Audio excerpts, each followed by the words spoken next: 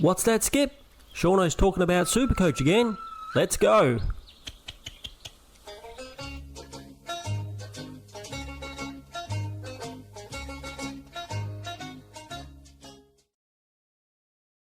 Back with some more Supercoach content. Today we're going to be doing our Team Picker Christmas edition, where I go through and pick my second draft in the Team Picker.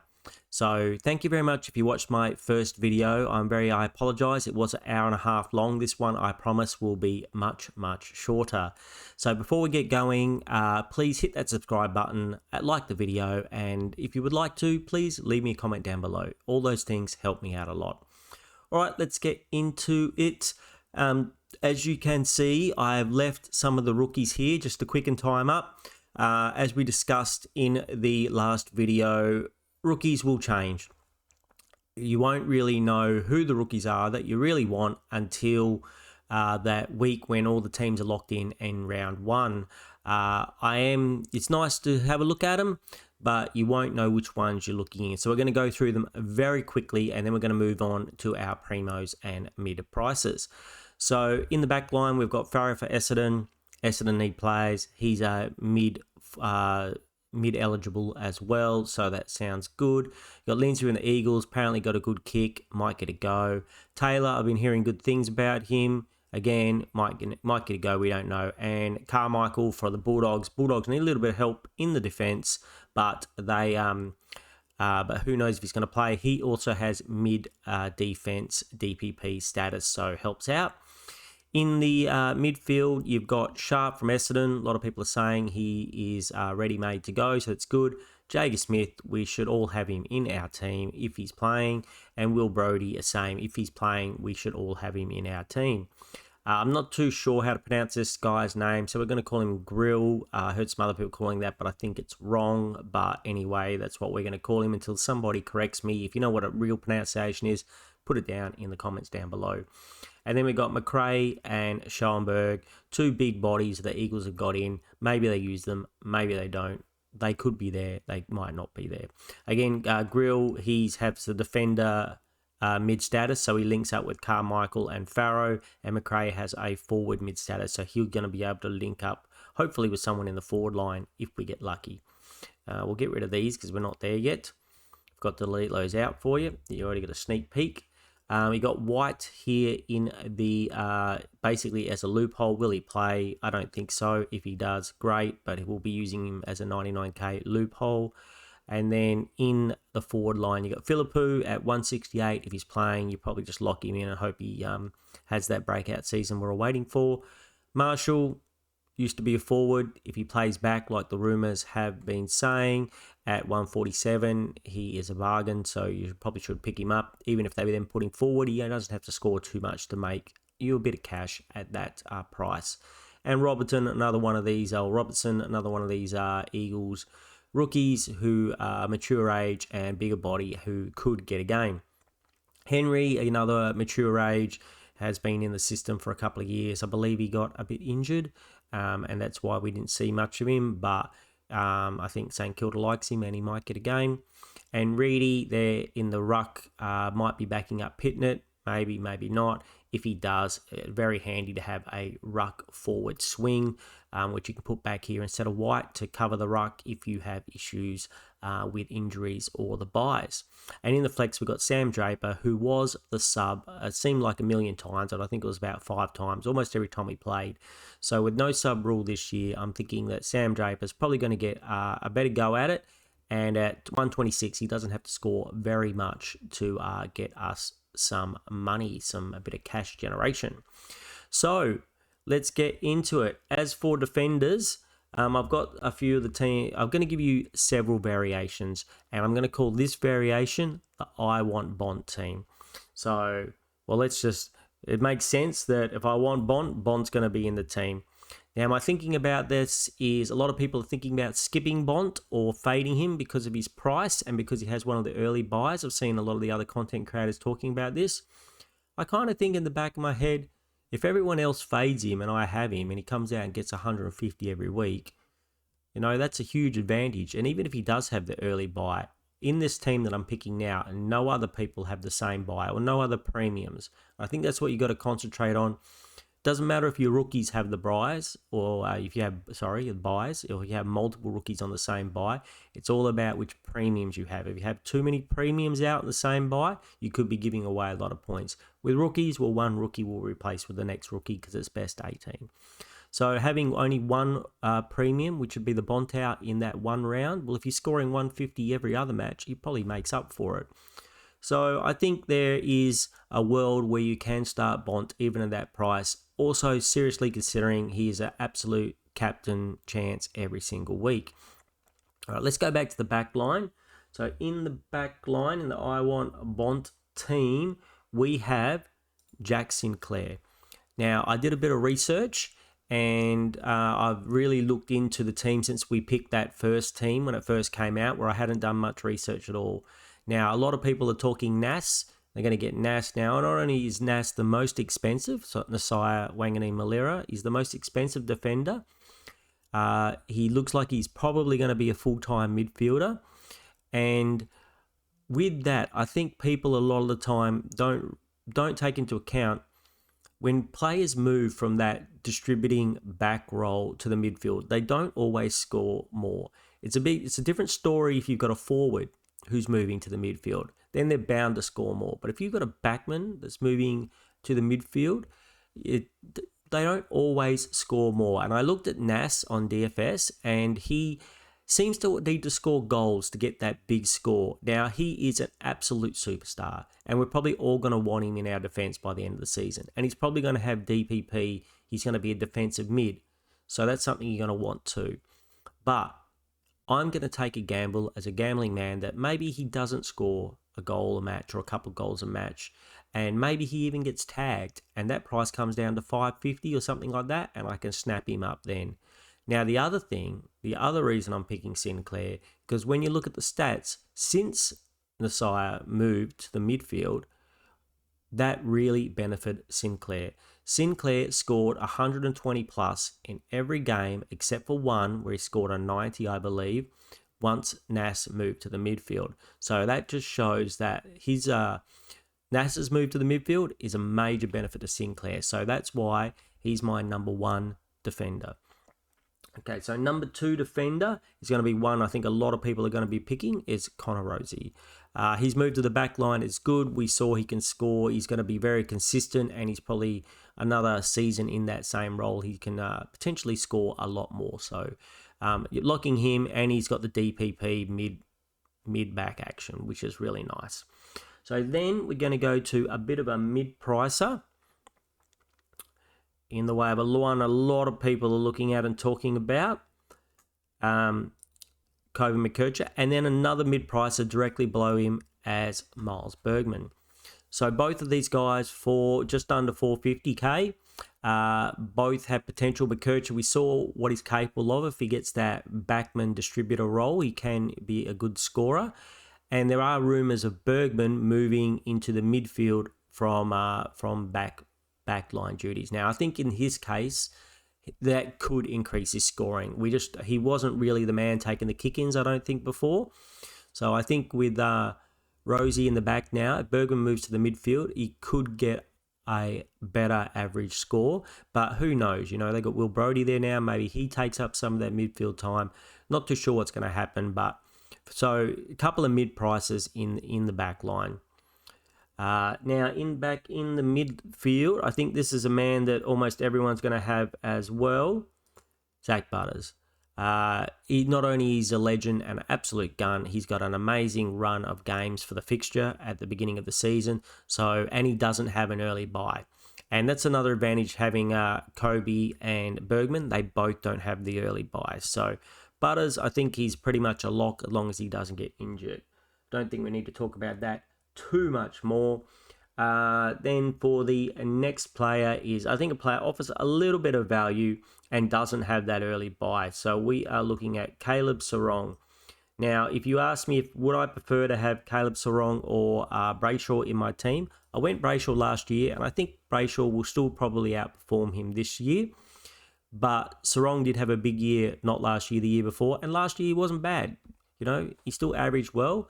And, if he has a bit more of a flashback to the year before, he could offer some value there, and he doesn't have that early buy. So Caleb Sarong, my number 3 midfielder.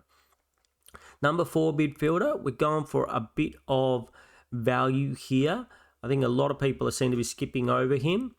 I think Jack Steele offers a lot of value. At 510k, if he was your number 8 midfielder, and you got to assume he's going to be the number 1 guy in mid and distributing the ball in Melbourne's midfield. Max Gawn's going to be sticking the ball down his throat. He's going to be getting it, and he's going to be sticking it onto the outside to Cozzy Pickett or whoever's running past. He's experienced. He's done it before. I think at 5'10", you seriously got to consider him, and he doesn't have that early buy as well. So, I think he's definitely worth consideration. So after that, we're going down to mid prices. We have another man which is probably going to be extremely popular if he gets his body on the field, which is Hayden Young.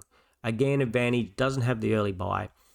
It's going to be, pretty good. We're not going to have him here yet. So I think if he plays the first round, he's just a lock. Lock him in. He's capable of getting 100 every game. He's capable of going big, and at that price, you'd assume he doesn't have to string too many games together for his price to jump up to 550, if not more. So that's really good. Then we are looking at who are we missing here? 1, 2, 3. Will Brody, Jager, Sarong, Steele, Hayden Young. Oh, and Sharp is here. The Essendon rookie. I don't know what we must have accidentally. We thought we were saying Sharp, but we were saying Parrish. So Sharp, yes. All accounts are that he will probably play for Essendon, but who knows? He is a rookie. So that's what the midfield looks like.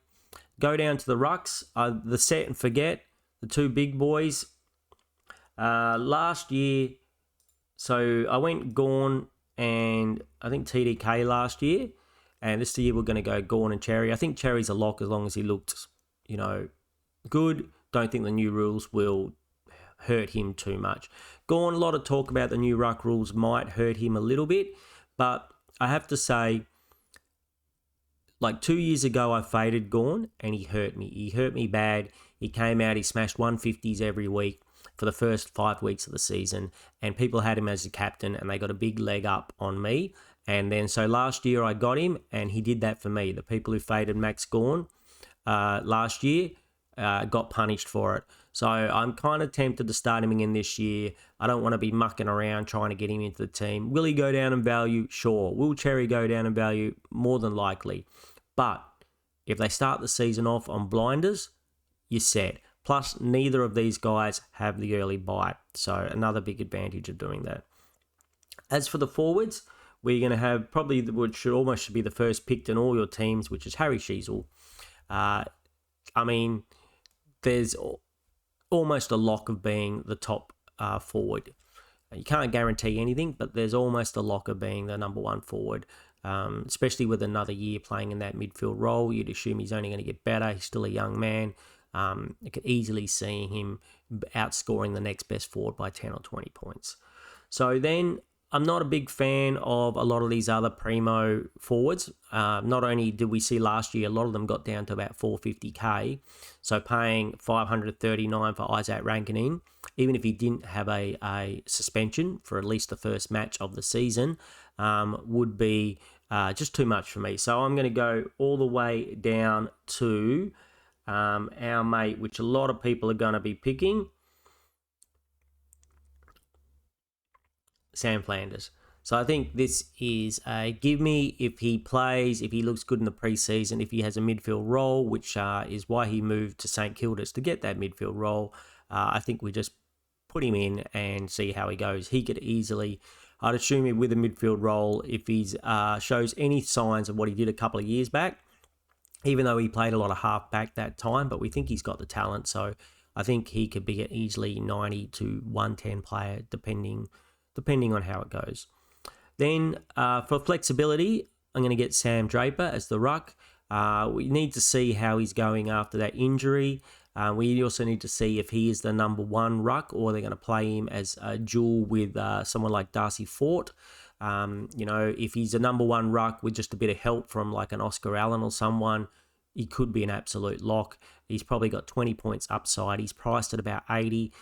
You could think he could go close to 100 a match if he's the number one ruck. But we need to see what they're going to do down there in Brisbane.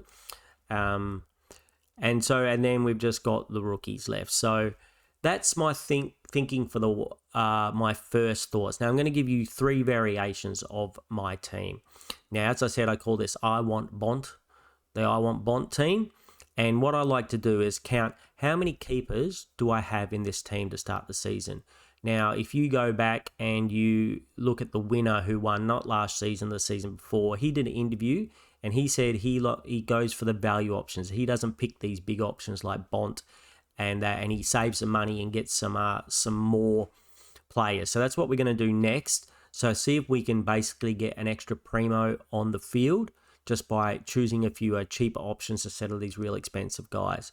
So let's count. We got 1, 2. I'm not counting McKercher or Bergman as premiums or keepers. So 1, 2, 3, 4, 5, potentially 6, maybe 7, but we're not going to include him. So 6, 7, 8, 9, and we're going to include Flanders as a 10. So 10 keepers in the team. Now, usually at the beginning of the season, I think between 10 to 12, 11 to 12 is better. 10 is on the low side. You really want 11 to 12 keepers. So I might be one short there. So let's have a look at the second variation of this team. And this is the team where we're not going to pay up for Bont. So we're going to drop Bont. And we're also going to, let me get myself organized over here and over here. So we're not going to go one of these guys. So Bergman, McKercher, and also can be Nick Newman. The only reason I haven't got Nick Newman is because he's a bit older. But I remember last year, and some of you might have done the same as me, I had 2 mid-prices. I had Jaden Short and Matt Roberts, and neither of them really worked out. And so, I think, and Perryman. And Matt Roberts was okay at the beginning of the season, but Perryman really hurt me. So having those, and they were around the same price, 400, 450.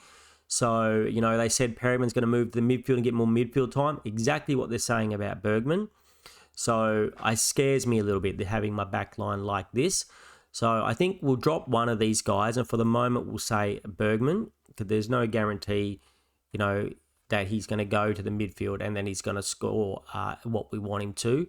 And we're going to pick up another man who, if he gets on the field, is going to be very popular, which is Kitty Coleman.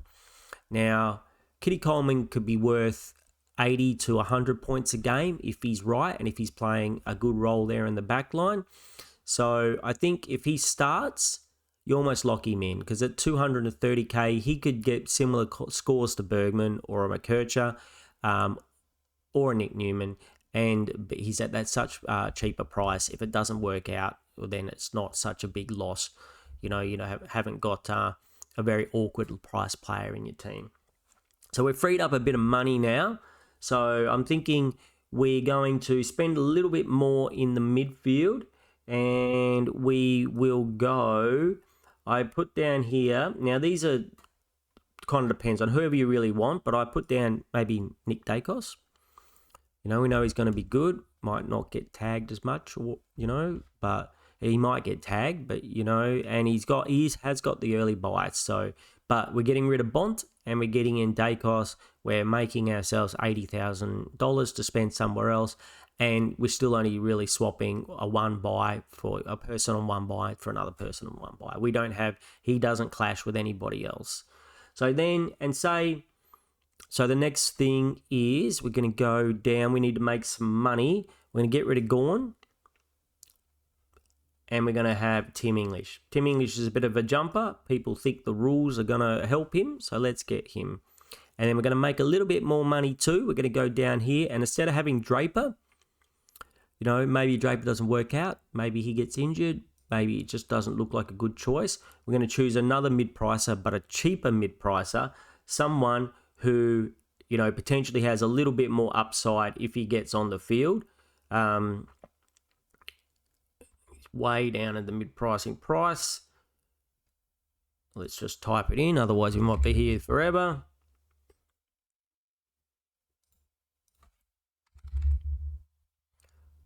Adam Treloar. So at 310, he's almost 90k cheaper than Draper. We know only a couple of years ago he was almost 600k. The question is, can he stay on the park with his body, and will he get at midfield time? There's so many good midfielders now at the Bulldogs. We don't know what he's going to be doing. If they sit him up forward, that's not going to be great, but he offers a lot of upside if he does get that role.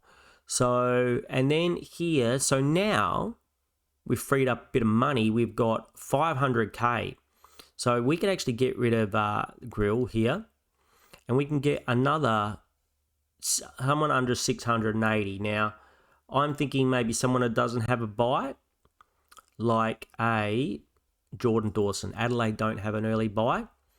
So just to make this team look better, we'll just go like Dawson there, just so it looks like it should. And then Dacos, Butters, Sarong, Steele, Dawson, Young. And then we still have some money left. So say you didn't like Steele, you don't like him. A lot of people are very bullish on our mate at Sydney, our friend on Errol Goulden. So this looks like a lot stronger midfield. You've got that extra gun in there. So I kind of like this setup as well. I think this would be a fair setup to start the team. I think it's a little bit safer. And let's count, like we talked about before, let's count the keepers. So we've got 1, 2, 3, 4, 5, 6, 7. We're not counting him. 8, 9, 10, 11. So we got 10 in the last team. We got 11 in this team. So one more keeper, and which basically means one more primo. So that one more, otherwise we'd be having a mid or a dubious, a rookie or a dubious mid price from the field. We've got a primo guy who we expect primo scores from, and hopefully he can be a keeper. All those guys I named off then could be keepers. I mean, English, if Gawn comes out and smashes it, he could hurt you, but he could have a big season. He could be, if he goes back to the season he had 2 years ago, he could be right up there in the top couple of rucks. So this team I also very like. I will quickly do that for you. Now, there's one more variation, which is probably my favorite variation that I'm doing so far. So let's get rid of this one. So I'm doing the right one. All right, so in this one, we are going to get rid of no Dacos, and we're going to get another mid-pricer, Darcy Parish. So just to make this look like we're not gone crazy, we'll do this, and then we'll put Dawson there, even though Butters is really the number one man, and we're going to put Parish there. Now, we know Parish and Hayden Young, their bodies are held together with sticky tape, but at 330k, there is a lot of upside there. He only has to stay on the field for, not too long at all, and he can make us some money, and he can get us some decent scores. So if I'm going to take a mid-pricer, I think the McKerchers and the Bergmans of the world might have better bodies. Parish has the runs on the board, and he's almost 100k cheaper than they are. So with this extra money that I just made, let's not take a risk on McKercher. McKercher, he looks really good. A lot of people go there, but I think he could be a risk. Let's just get a primo. Let's just get someone we can almost guarantee is going to be in the top 6 defenders. And I'm going to go Lachie Whitfield. There's a lot of chat about Lachie Ash. So I think Whitfield is proven that's his position. He takes the kick-ins. He can smash huge scores. I think he got 170 plus last year. We know what he can do. Like these other guys, will he come down? He probably will. The biggest disadvantage with this is both the round early buys, Sinclair and Whitfield are on the same buy, and same with Flanders. So you would have 3 almost premiums out on the same buy round, which is a bit rough. I don't like having that many out, but I think in the long run, you might benefit from just chucking in. And if I do it this way, I definitely want a top 6 guy. I can't think of anybody else, that in the top 6, it's just almost guaranteed top 6. And I think what Lockie Whitfielder is almost guaranteed top 6. So chuck him in there, go down. So now we got Dawson, Butters, Sarong, and Goulden. Parrish and Young, and 2 rookies on the field. So instead of having mid prices in the back line, we've got mid prices in the midfield. And not only do I feel like they potentially can get higher scores, I also think it's easy to pivot to, if there's a rookie, if Parrish gets injured and there's a 200k rookie that's killing it, maybe it's William Dersma or something from the Eagles, the number 1 pick, you want to get to him, you just drop down and you make your money that way. Parrish and Young, even though it'd be nice if they turned into keepers, they're really there to make you about 200k. So a rookie, a good rookie, without this stupid subsystem, which we don't have this year, which is beautiful, hopefully you're going to be aiming to make about a minimum of 200k off your rookies. So if you can get a mid-pricer who can do that and score you 100, great. But if you can't, you need to drop down to a rookie and make, rookie cost 190, 200k, bank 130k, use that rookie money for somewhere else. So that's fine. Here, though, I'm going to go back to Gawn. I'm going to go back to Gawn because we can afford him now. We've still got 69k in the bank, so we can afford him. And then down here, we're going to leave the forward line exactly the same. So we're not taking these as many risks in the back line where we got burnt last year. We're going to take these risks in the forward line, and both the risks in the midfield with our mid prices, and both our mid prices are cheaper than the mid prices in the back line. So we'd have 69k there, which means you can muck around with these premiums. You don't like Dawes, you don't like Eric Goulden, Errol Goulden, you can get somebody else. You don't like Sarong, you can get somebody else. Chuck 60k on any of these guys, you should be able to get a really good player. I mean, for me, I'm thinking, maybe go a Matt Rowell, maybe that would be the way to go. For some reason it doesn't want me to go a Matt Rowell. Oh, I can't afford him. Just can't afford him. You could go back to Dacos if you prefer Dacos. The only thing with Goulden, I think his scores could be a little bit up and down. He doesn't get centre bounce clearances. He runs from the wing to the centre to collect the ball and move it forward. So he's very good at that, and he's showing he can score big and he can get goals and score, but it just means occasionally he might have a down game. So I think he's still good value at 560, but I got a feeling he'll be there again, where someone like a Dacos could come out and just absolutely smash it at the beginning of the season. And these other, if you want to do an Ed Richards or a Finn Callahan is very popular, those guys, the ones that have the buys, in here, the only premium I have that has the buy at the beginning is Dacos. And the same as if you wanted to not have anyone on the buy at the beginning, you could go Steele here and you're just banking 120k. Maybe you put that 120k on top of, go back down to English and then move Treelaw up to a Cossie Pickett or a Christian Petrarca if you like it. So this is the team that I like that I've made so far the best. So I'm getting my value here, and the rest of the time I'm pretty much going guns and rookies. Staying away from too many in that really difficult 400 to 500k price. If I'm going to go risky with a mid-pricer, let's make it nice and cheap in the 300k option.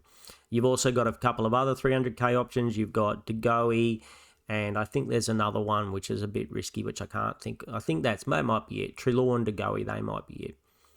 Anyway, crew, I said I would keep this video short, so I just want to say that if I was going to pick a team right now, it certainly wouldn't be that first team I picked. It'd be one of these 3 variations that I've got now. And if you like the teams, please make sure you subscribe. Give me a like for the video and leave me a comment down below. Who are you thinking? What did you think about my structure? Anything you'd like to say, and I promise I'll get back to you. Thanks so much for watching. I really appreciate your support, and I'll talk to you all again in the new year. Have a great day. I'll talk to you soon.